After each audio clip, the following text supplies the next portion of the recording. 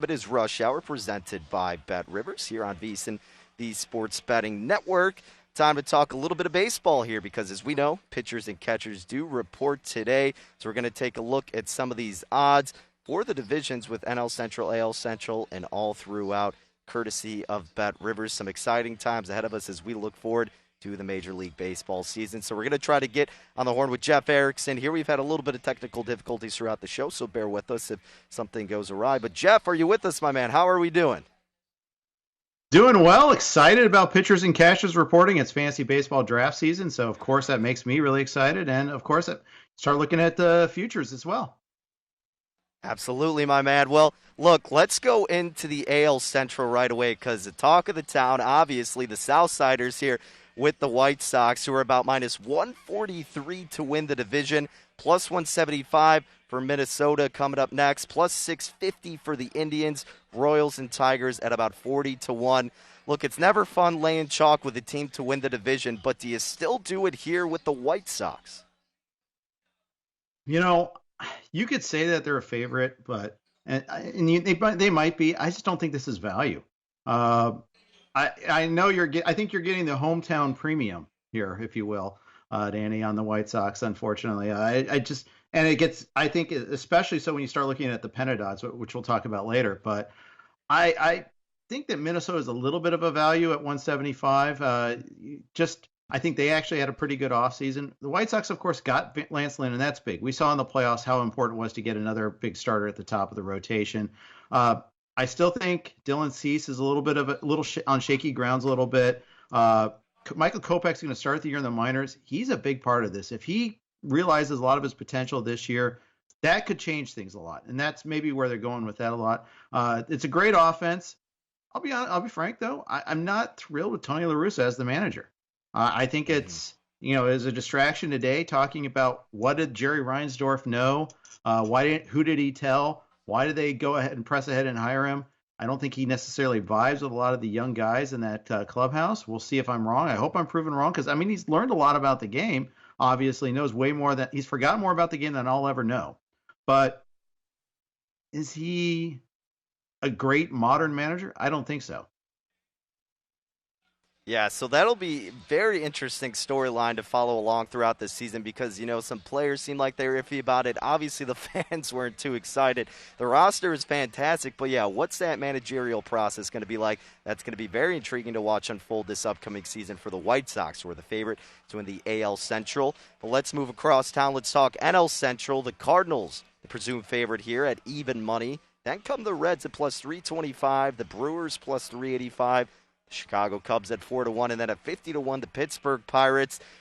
Look, Jeff, Nolan Arenado, you can't understate his presence that he's going to bring on St. Louis, or we assume he's going to bring. This Cardinals team should have a good enough starting pitching staff, we would think, but offensively, they kind of go through their lulls. That's what we saw also with the Cincinnati Reds toward the latter half of this season. And then the Brewers, personally, I'm not sold on them whatsoever. I don't know if they're going to be better than the Cubs or not, but obviously Chicago is going to have some regression this season. Yeah, you're right. Honestly, I think as a Reds fan, I'd fade that number. I wish you could almost, be like the craps table and bet the don't on this one here because I don't think those are great odds for the Reds. I think that they should have higher, steeper odds against. I think they got worse actually this offseason. So do the Brewers, so do the Cubs. I get why the Cardinals are the favorite, and I think they should be considered the favorite. Dylan Carlson is a big key for the Cardinals. They need some more power from that outfield. They kind of cleared the decks by trading Dexter Fowler to the Angels, make some room for him. Carlson's going to play every day. He finished strong after a brief send down back to the minors. He came back late September, was really strong the last couple of weeks of the season. Big aspect of that team. They're going to get Jordan Hicks back in that bullpen. It only strengthens the pitching. And, of course, Arenado's huge. Also, not just with his bat, but also with his glove, too. I think people overlook that aspect of his game. He's a fantastic defender, too. They're going to have really good infield defense. And when you got pitchers like Adam Wainwright and KH Kim who induce a lot of contact and a lot of ground balls, that's super important. So I think those are pretty good odds on the Cardinals. I'd put the Cubs as my second favorite as among those choices. I know they've traded away Yu Darvish for a bag of beans, and I know that's really frustrating for people.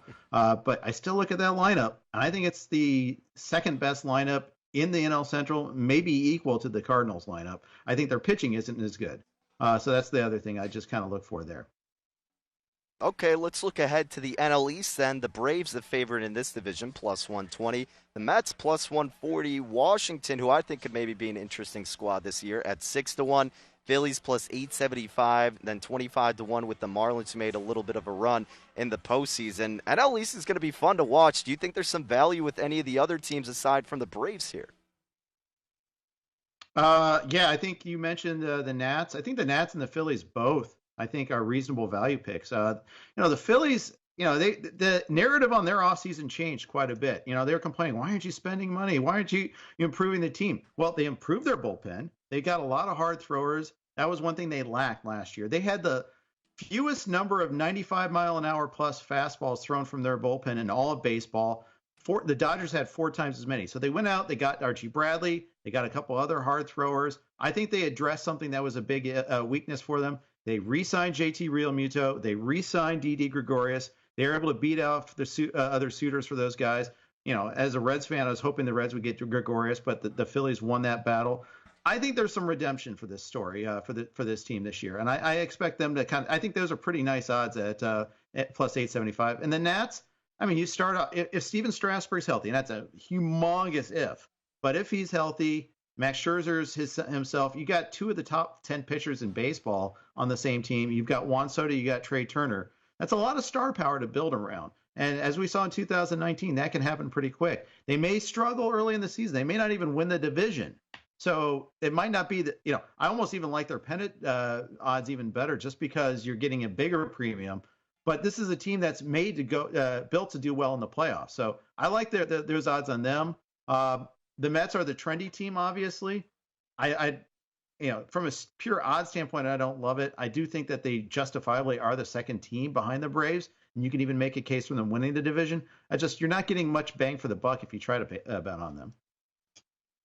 And when you look at a team like the Marlins, I mean, like we said, who made a surprisingly deep run in the postseason, is that just an anomaly and this team is due for regression? I mean, even in the regular season, they weren't really that solid. I mean, they snuck their way in the postseason, obviously swept the Cubs in that quick series. But what do we expect from Miami here?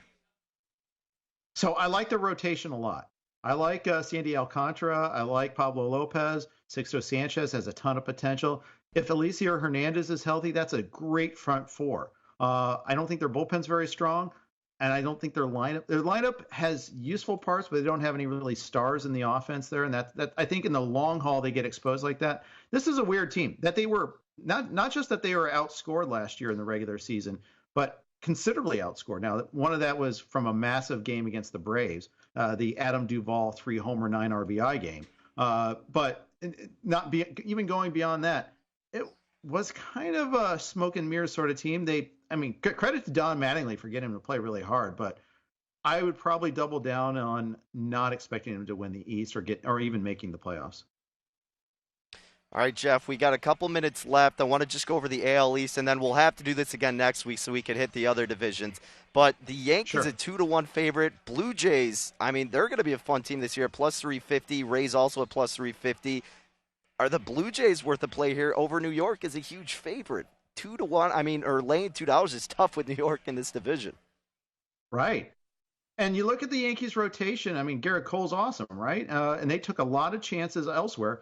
They need someone like Davey Cruz to step up, or Jameson Taillon to work out pretty well, or Corey Kluber. You look at the way they built it. Instead of going after Bauer, they went after went after volume. But they're also losing Tanaka too, and they won't have Severino until late in the season. They just said that he's coming back late summer, not midsummer, but late summer. So I think their starting pitching is kind of weak. I agree with you. I think this is an interesting way to kind of take a stab at some value here. And the Rays only made the World Series, and yet they're tied with the Blue Jays. I get it why. I know, and we all know why. It's because they lost Blake Snell. They opted not, or they didn't lose him. They traded Blake Snell, and they let Charlie Morton walk. But they're so good at finding value. They're so good at maximizing who they have, and they play amazing defense, as we saw in the playoffs. Those little things all add up, especially over the regular season. And I think that they're going to get as always, it's kind of a tradition. And I look forward to doing win totals sometime because I think that they'll probably present some value there too.